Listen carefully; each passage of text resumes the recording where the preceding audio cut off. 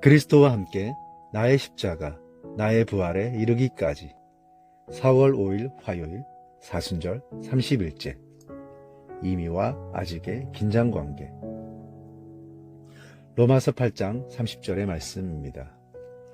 하나님께서 미리 아신 사람들을 자기 아들의 형상을 닮게 하시려고 또한 미리 정하셨습니다. 이는 그 아들이 많은 형제들 가운데 맏아들이 되게 하시기 위함입니다. 하나님께서 미리 정하신 그들을 또한 부르시고 부르신 그들을 또한 의롭다 하시고 의롭다 하신 그들을 또한 영화롭게 하셨습니다. 올림픽을 시작하기 전 주 경기장에 성화를 피우기 위해 채화된 장소로부터 성화를 봉송합니다. 많은 주자들이 이 불을 이어가기 위해 준비하고 운반합니다. 그런데 그 불은 주자가 발화한 것이 아니고 전에 받은 것이며 자기에게 주어진 구간과 시간에 반드시 봉송해야 합니다. 중간에 고의로 꺼트리거나 버린다면 주자에게 그 책임이 있습니다. 우리의 구원도 성화 봉송하는 것과 같습니다.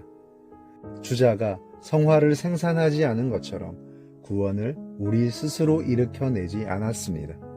그럴 능력도 우리에겐 없습니다. 봉송의 시간과 구간이 주자에게 주어진 것처럼 우리의 신앙에도 여정이 있습니다. 그리고 모두가 봉송한 후에 성화를 올리는 것처럼 우리의 구원이 완성되는 순간이 있습니다. 바울은 로마에 있는 교인들에게 복음의 진수를 전하면서 구원이 단회적 사건이 아니라 과정임을 말하고 있습니다. 특히 8장에서는 구원에 있어 성령의 역사를 피력합니다. 이것을 칭의와 성화와 영화로 구분하여 표현할 수 있습니다. 칭의가 시작이라고 한다면 성화는 과정이며 결과입니다. 그리고 영화는 그 최종 목표지입니다. 구원은 이 모든 과정을 통틀어 일컫는 말입니다. 우리는 구원받았고 구원받고 있으며 구원받게 될 것입니다. 구원에는 과정이 있습니다. 그래서 바울은 빌립보 교인들에게 두렵고 떨림으로 너희 구원을 이루라고 말합니다. 예수님의 탄생부터 다시 오실 때까지를 말세라고 말합니다. 예수님께서 이 땅에 오심으로 구원의 역사는 이미 시작되었습니다. 그러나 아직 성취되지는 않았습니다. 개인의 구원도 예수님을 만난 순간에 이미 시작되었지만 아직 완성되지는 않았습니다. 구원은 은혜로 주어지지만 삶의 여정이 남아 있습니다. 마치 농부가 뿌린 씨앗이 자라나는 과정을 거친 후 열매를 맺어야 하는 것과 같다고 할 수 있습니다. 그래서 하나님은 우리에게 시간이라는 과정을 주셨습니다.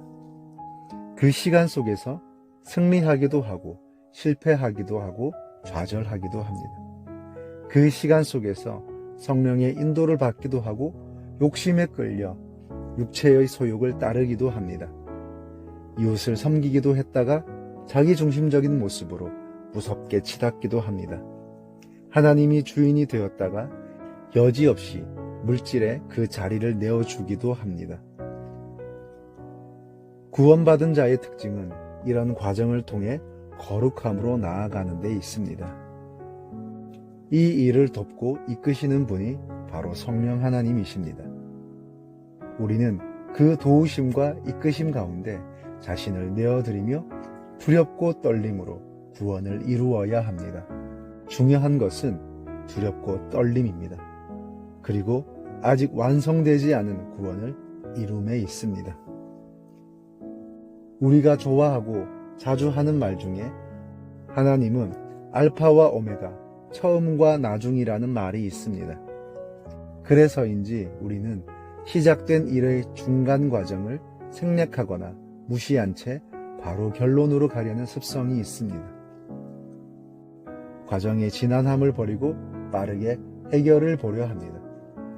그러나 정서는 하나님께서 우리에게 허락하신 인생은 울고 웃으며 하나님의 뜻을 이루는 여정을 언급하고 있습니다.